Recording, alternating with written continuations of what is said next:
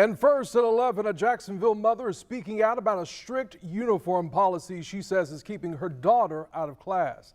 Thank you for staying up with us tonight. I'm Anthony Austin. And I'm Heather Crawford. Parents tell us that some students have spent hours sitting in auditoriums at Westside High School instead of learning because of what they were wearing.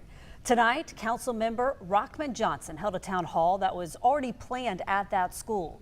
He says uniform rules are outside of his jurisdiction, but the topic did come up tonight. Our Sydney Deshawn was there, and Sydney is joining us live now. Sydney, this mother's complaint is now pushing the school to take action.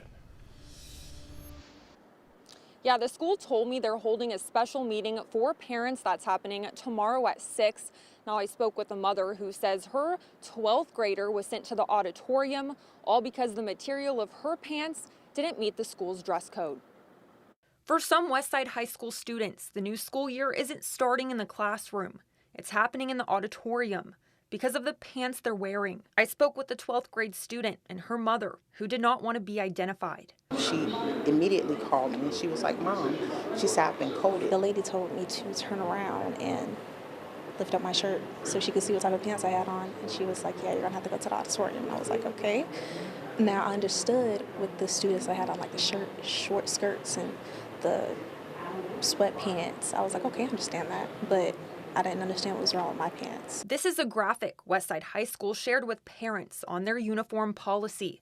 The mom I spoke with says it's hitting families in the wallet. The uniforms, they're a little, expensive right now, and we don't have that right now. So I said, okay, well, we're going to get as close as possible to what they're requiring, for you to come to school in. It's why she came to a town hall hosted by council member Rockman Johnson. Instead of getting frustrated, let's figure out how we can work together, because at the end of the day, the main thing is about getting these students educated and making sure they're safe and in a safe place. School leaders say they're listening, and now a special meeting is being called. I want to be able to share with the parents, okay, this is what went wrong, this is what the course correct was, and this is how we need to move forward.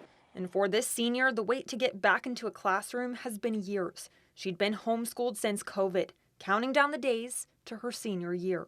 I still have hopes.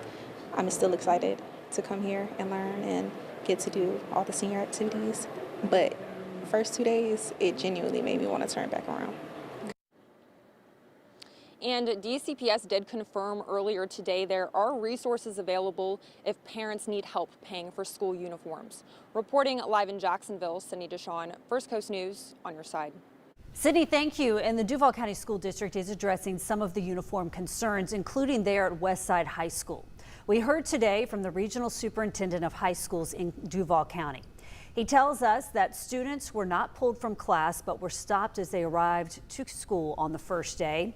Students who did not have the correct uniforms were taken to the auditorium while their parents were contacted. We want to give students an opportunity to correct it. So that means if your parent can bring it, because you have two students here. You have students who might know the dress code and choose not to participate in the rules. And then you have students who might not have known or cannot financially do it.